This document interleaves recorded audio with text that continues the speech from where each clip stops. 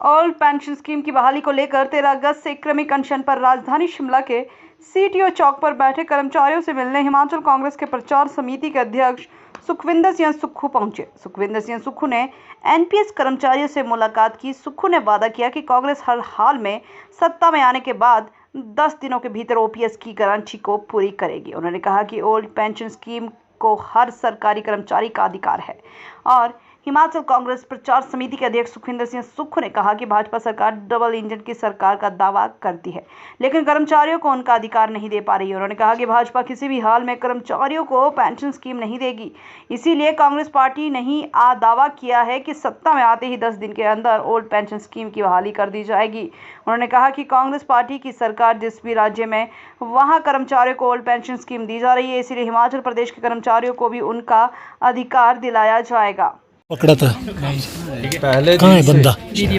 सरकारी कर्मचारी, चाहे वो विभागों के सरकारी कर्मचारी है बीच में आ रहा है यार, और कॉरपोरेशन के सबकी सरकारी फ्रेम खराब हो कर्मचारी रही है, विश्वविद्यालय के कर्मचारी है या कोऑपरेटिव सोसाइटीज़ के कर्मचारी है, जो भी निगम है, बोर्ड्स है और विभाग है, उनके सरकारी कर्मचारियों को कांग्रेस पार्टी का हमेशा से ये उद्देश्य रहा है कि उनकी रिटायरमेंट के बाद उनको ओल्ड पेंशन स्कीम बहाल की जाए।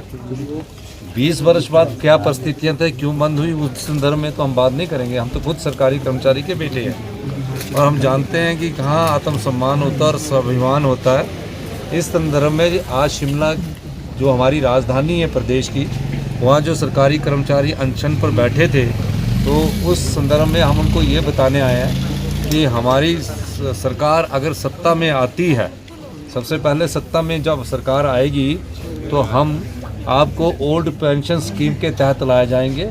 ओल्ड पेंशन स्कीम को लागू कर्मचारियों की सहमति से, अधिकारियों की सहमति से करेंगे।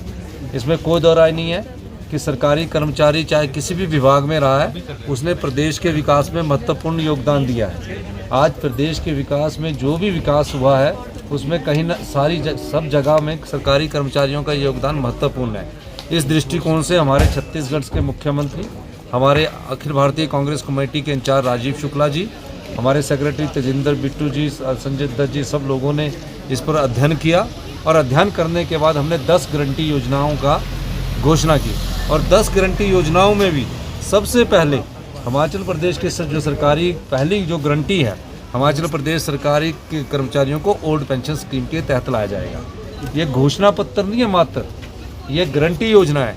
हम भारतीय जनता पार्टी का जो घोषणा पत्र है उसका भी अध्ययन कर रहे थे, उसमें उन्होंने कई बातें की है, कोई भी बात पूरी नहीं की गई है, लेकिन कांग्रेस पार्टी वादा निभाना जानती है और इस संदर्भ में कांग्रेस पार्टी के प्रचार कमेटी के अध्यक्ष होने के नाते मैं आज इन कर्मचारियों के पास आया और जहाँ जहाँ भी डिस्ट्रिक्ट हेडक्वार्टर में कर्मचारी बैठेंगे वहाँ कांग्रेस पार्टी के कार्यकर्ता, वहाँ के विधायक जाकर ये बोलेंगे कि हम आपको ये गारंटी देते हैं, हम आपके साथ सहयोग करते हैं और अगर 3 महीने बाद कांग्रेस की सरकार आएगी तो जो हमने कहा है उसको अक्षरश लागू किया जाएगा। सर, सरकार ये भी कह रही तो 15% इंक्रीज करके दे, तो पैसे का सवाल नहीं है, सवाल इन कर्मचारियों का जब ये रिटायरमेंट पर जाएंगे 60 वर्ष के बाद या 58 वर्ष के बाद जब ये रिटायर होंगे तो इनको इकट्ठा पैसा बहुत सारा मिलता है, इकट्ठा पैसा खर्च हो जाता है। इनको आत्मसम्मान की जिंदगी जीने के लिए हर महीने उस पेंशन के तहत पैसा मिलना चाहिए जो पहले लागू थी।